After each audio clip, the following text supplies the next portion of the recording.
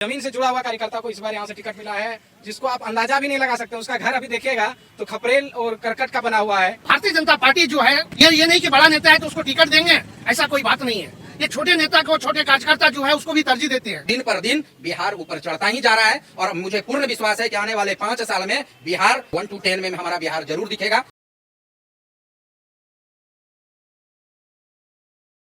नमस्कार, मेरा नाम है दीपक शर्मा और आप सभी का मैं ओ न्यूज़ हिंदी में एक बार फिर से बहुत स्वागत करता हूं।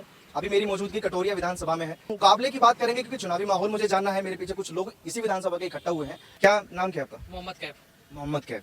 आपका रुझान किस तरफ है? मेरा रुझान भाजपा की तरफ है, एनडीए गठबंधन की तरफ है, क्योंकि उनका जो भी योजना है, जो भी सरकार से योजना आता है, उनका चाहे कोई भी कास्ट से हो, हिंदू हो मुस्लिम हो, उनको बराबर उनका फायदा मिलता है। ऐसा तो नहीं कि विकास के लिए योजनाएं जो आ रही हैं वो सिर्फ एक पक्ष को जा रही हैं। जी नहीं, आरोप लगते हैं भाजपा पर, स्पेशली हिंदू मुसलमान नहीं, ऐसा कहीं कुछ नहीं। उन्होंने हर स्तर पर काम किया है, हर वर्ग के लिए काम किया है। एनडीए ने हर एक तरफ काम किया है। उनका चौमुखी विकास कहा जाए तो चौमुखी विकास हुआ है। मुसलमानों के लिए निष्पक्ष है एनडीए? मुसलमानों के लिए बिल्कुल निष्पक्ष है एनडीए, क्योंकि उनका जो भी योजना है, मैं बता रहा हूँ आपको, जो भी योजना है, राशन हो, वृद्धा पेंशन हो, या फिर आपका ई श्रम कार्ड हो, चाहे जो भी हो, 10,000 जो भी महिला को भी मिला, सारी चीज में बराबर योगदान है उनका।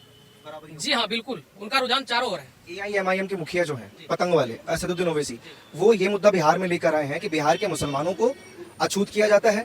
बिहार के मुसलमानों को ना एनडीए देखती है ना महागठबंधन देखता है, इसलिए वो नेता बनकर आए हैं कि हम मुसलमानों के लिए कुछ कर सकते हैं। जी नहीं, ये उनका बिल्कुल गलत आरोप है। देखिए, असदुद्दीन ओवैसी जो है वो सिर्फ अपना चेहरा चमकाने में लगे हैं, मुस्लिम को जो है वो भड़काने का काम करते हैं। जमीन से जुड़ा हुआ कार्यकर्ता को इस बार यहाँ से टिकट मिला है, जिसको आप अंदाजा भी नहीं लगा सकते। उसका घर अभी देखिएगा तो खपरेल और करकट का बना हुआ है, कुछ पिछले टुडू जी का, पूरनलाल टुडू जी का। और आप अंदाजा भी नहीं लगा पाएंगे क्योंकि पत्नी 4 साल से मुखिया है। पंचायत में जाइएगा आपको कहीं कच्ची सड़क नहीं मिलेगा, और उनके पास ना कोई भेदभाव नहीं है। आप गरीब हैं, अमीर हैं, पढ़े लिखे हैं, अनपढ़ हैं, कोई कास्ट का है, कोई मतलब नहीं है। उनके लिए सारे लोग एक समान हैं। और आप उनसे जब बात करिएगा तो आपको फील ही नहीं होगा कि हम कोई नेता से बात कर रहे हैं, कोई मतलब पद पर बैठे हुए व्यक्ति से बात कर रहे हैं। अब जब बात करिएगा तो आपको फील होगा कि हम तो अपने घर का कोई सदस्य से बात कर रहे हैं। ऐसा फील होता है। इससे एक और सवाल मेरे जहन में उठा, क्योंकि विपक्ष सारा कहता है कि भाजपा में भी टिकट पैसों के दम पे खरीदा जाता है। अब आप कह रहे हैं कि इनका घर जो टुडू जी का घर है वो खपरे का घर है, ये झोपड़पट्टी है, ये पैसा दे सकते हैं खरीदने के लिए टिकट? पैसा इनको अभी कोई 100, 200, 500, 1,000 देके चंदा करके चला रहा है। पैसे की बात ही नहीं है। अगर कोई ये बात पता करना चाहते हैं तो इस क्षेत्र का जो कैंडिडेट का घर है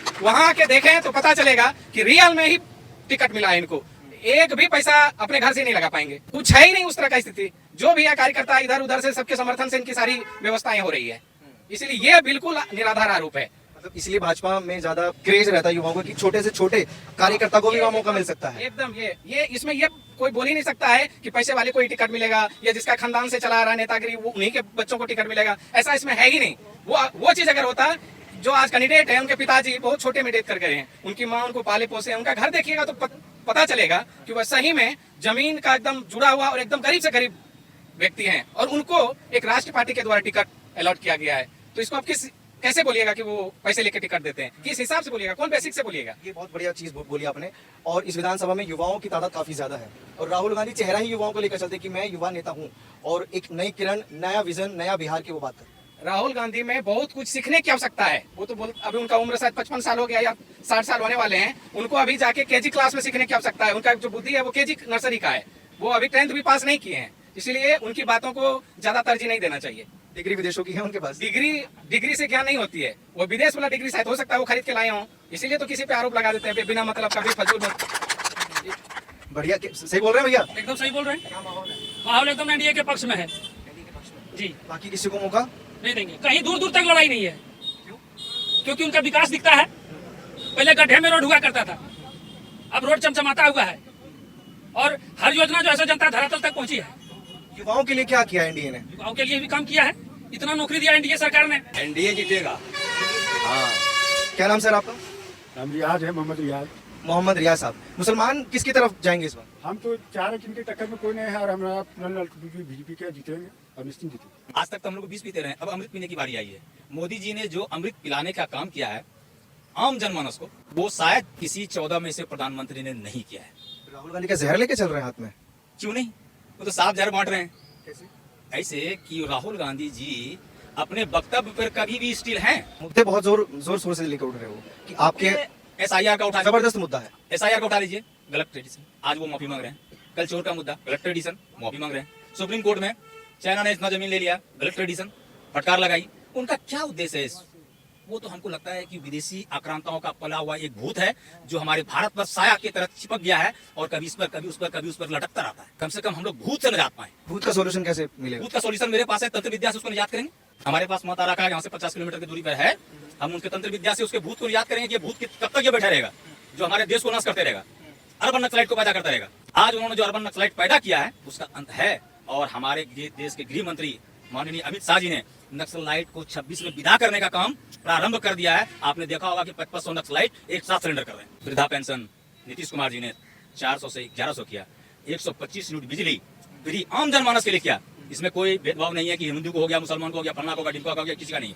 इस सारे लोगों के लिए क्या गया है। रोड बनी है, पक्की सड़क पर चमचमाती हुई रेल दौड़ रही है, तो ये सबों के लिए किया गया है, ना कि किसी एक भेदभाव विचार लेकर के। आज ये ग्रामीण सड़क योजना से हम लोग हाईवे में जा रहे हैं, 6 वे में जा रहे हैं। कनेक्टिविटी जुटेगी, पब्लिक आएगा, मार्केटिंग होगा, देश डेवलप करेगा, अर्थ बढ़ेगा, सारा चीज डेवलप होगा। माहौल सर पूरनलाल टुडू का अपार बहुमत से जिता के भेजेंगे। माहौल बिल्कुल एनडीए के पक्ष में है और सबसे बड़ी खुशी की बात तो ये है कि बहुत दिनों के बाद हमारे विधानसभा में और खास करके हमारे प्रखंड के किसी उम्मीदवार को टिकट मिला है। नहीं तो हम लोगों का बेसिकली सीट कटोरिया ही चला जाता था, चाहे वो निकी हेम्ब्रम हो, चाहे उनके पहले उनके ससुर थे सोनीलाल हेम्ब्रम। इस बार हम लोगों का संजोग हुआ है कि भोला यादव के बाद अगर किन्हीं को टिकट दिया गया है यहाँ तो पूरनलाल टुडू जी को टिकट दिया गया और वो एक तरफा जीत रहे हैं। स्वीटी हेम्ब्रम को जो महागठबंधन ने टिकट दिया है, इंडिया महागठबंधन, उनके बारे में क्या राय है आप लोग?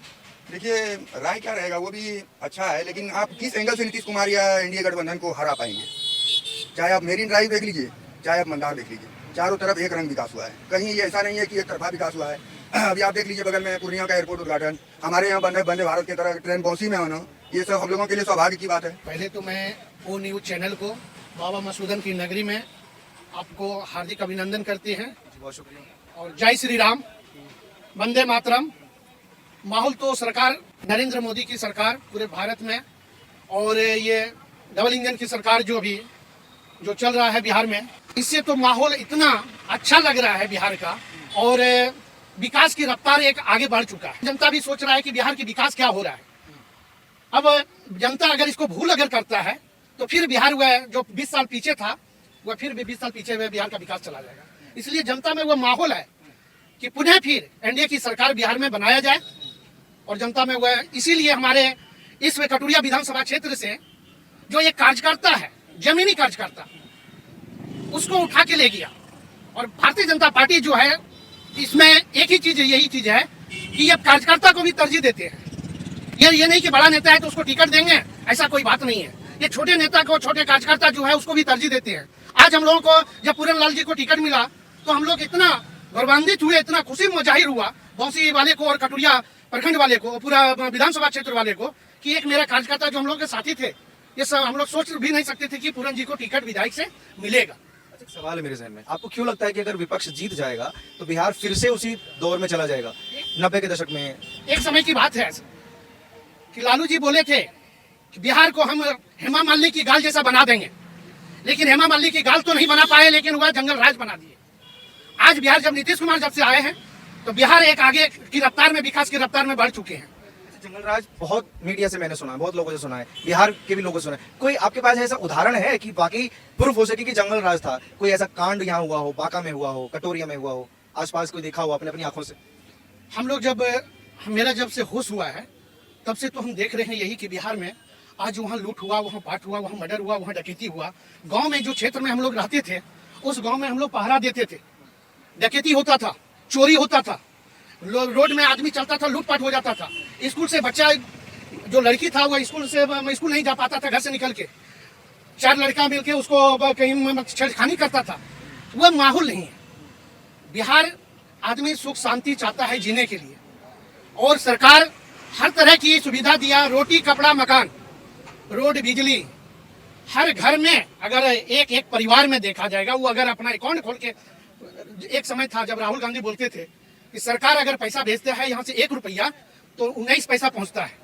आज एनडीए की सरकार अगर 1 रुपया भेजता है तो 1 रुपया का 1 रुपया यहाँ पहुंचता है। आज से अगर 15 साल पूर्व हम लोग जाएं तो मतलब बिहार एक गाली शब्द था। हमारे माननीय मुख्यमंत्री नीतीश कुमार के द्वारा जो विकास किया गया, चाहे वो किसी भी क्षेत्र में, शिक्षा के क्षेत्र में, स्वास्थ्य के क्षेत्र में, सुशासन के क्षेत्र में, हर दृष्टिकोण से देखा जाता है कि बिहार में एक सुशासन का राज्य स्थापित हुआ है, जिसे हम लोग मतलब अच्छा महसूस कर रहे हैं। यहाँ की जनता सुकून से जी रही है। बगल में देखिए अल्ट्राटेक का प्लांट बगल में बन रहा है, ये ताजा उदाहरण है, जिसमें कम से कम 5,000 लोगों को रोजगार मिलेगा और 5,000 लोगों को रोजगार के साथ साथ वहाँ व्यवसाय में भी बढ़ावा मिलेगा।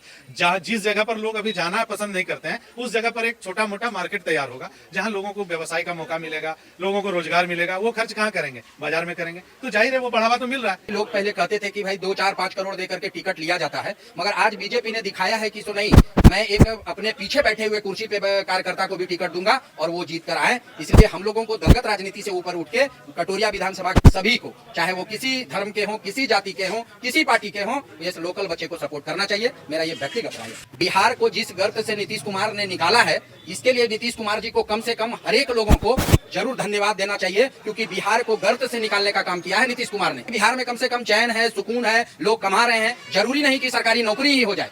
अगर आप में एबिलिटी है तो आप कमा सकते हैं। प्राइवेट नौकरी है, बहुत सारा जगह है। आप अपनी क्वालिटी को डेवलप करिए, सरकारी नौकरी के बल पे मत रहिए। अब हमारे एक विपक्ष के हमारे एक नेता है, वो कहते हैं 3 करोड़ नौकरी देंगे। 395 करोड़ की हमारी बजट है और अब आप कहते हैं कि इतनी नौकरियां दे देंगे, उनको पेमेंट कहां से देंगे? दिन पर दिन बिहार ऊपर चढ़ता ही जा रहा है और मुझे पूर्ण विश्वास है कि आने वाले 5 साल में बिहार हमारे भारत के राज्य में, मैं ये तो नहीं कहूंगा कि 1 नंबर पे आ जाएगा, मगर 1 to 10 में हमारा बिहार जरूर दिखेगा। ये हमको पूर्ण विश्वास है। ये कटोरिया विधानसभा के लोग मेरे से जुड़े हुए थे।